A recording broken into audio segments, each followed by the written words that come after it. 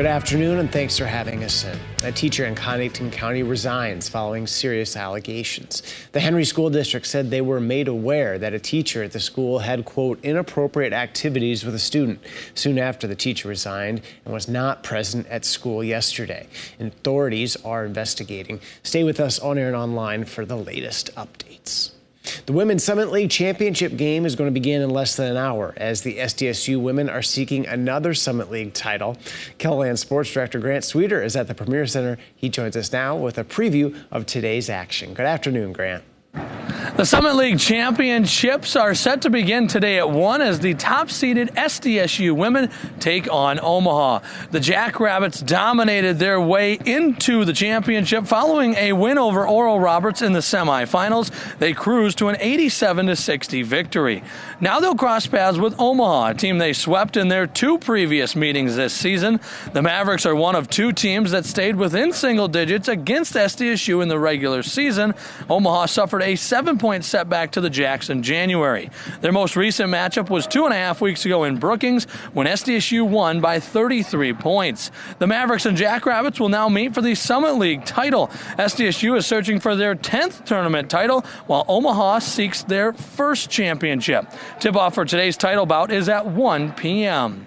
The game can be watched on ESPNU. You can also follow our live blog on KELOLAND.com. Reporting live in Sioux Falls, Grant Sweeter, KELOLAND Sports. Thank you, Grant. Well, some weeks don't have a lot going on when it comes to weather.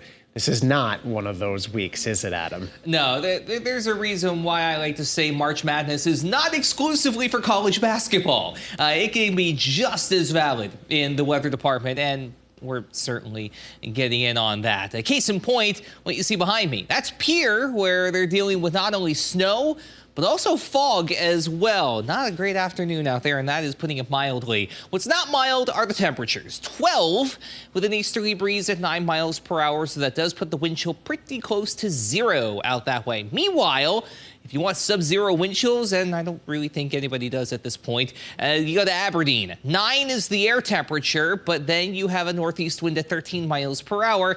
And yeah, that gives us a sub-zero wind chill up in Brown County. We're at 8 in Faith as well as Sisseton, 12 in Huron, 14 Chamberlain, 21 for Winter, 24 in Sioux Falls, 31 the lone reading even within a stone's throw of freezing. That's in Spencer at 31. Rapid City and Spearfish, you're both at 16.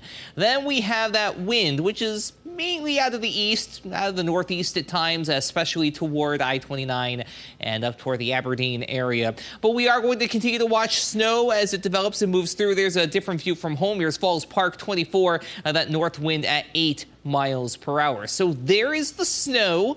It's moving through Pierre, between Mulbridge and the Eureka, even south and east of Rapid City. We've had a couple of little spits of snowfall in Sioux Falls, and a couple of little snow showers as well in Mitchell, but little, if anything, is expected from that as we go through the rest of your day. So winter weather advisories and winter storm warnings for north central and portions of western South Dakota. That goes into the night around midnight Central Time if you're West River. The East River advisories are in place until 6 a.m. Central Time. And then you notice the yellow there in southwestern Minnesota and northwestern Iowa. Those are winter storm watches already in place for what we're keeping an eye on later this week, Thursday into Friday. We'll talk about that.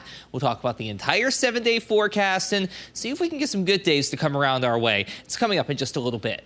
Thank you, Adam. Ambulance services in Rapid City are celebrating being a part of the fire department for the past 20 years.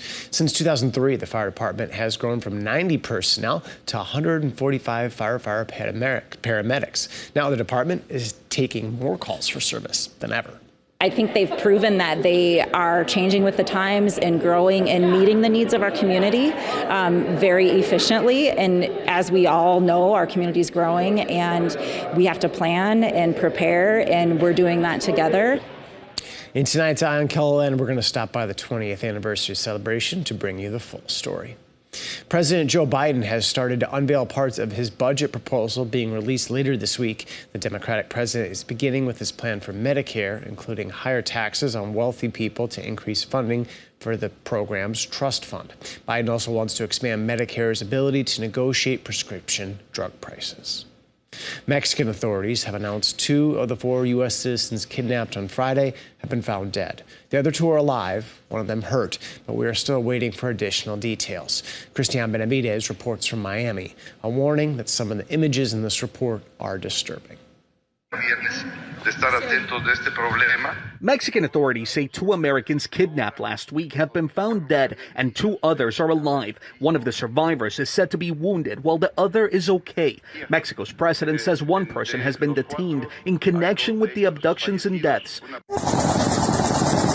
According to the FBI, gunmen opened fire on the 4 Americans last Friday after they drove this white minivan with North Carolina plates across the border from Brownsville, Texas into Matamoros, Mexico. This video appears to show men with guns force a woman into the bed of a pickup truck. The men dragged 2 others who appear hurt into the truck next to her. A Mexican bystander was shot and killed. A U.S. official identified the Americans as Latavia Tay McGee, Shaid Woodard, Zindell Brown, and Eric James Williams. Tay McGee's aunt told CBS News she believes her niece was going to Mexico for cosmetic surgery, a common practice since procedures are less expensive south of the border. The Biden administration says it is closely following the situation and coordinating with Mexican authorities.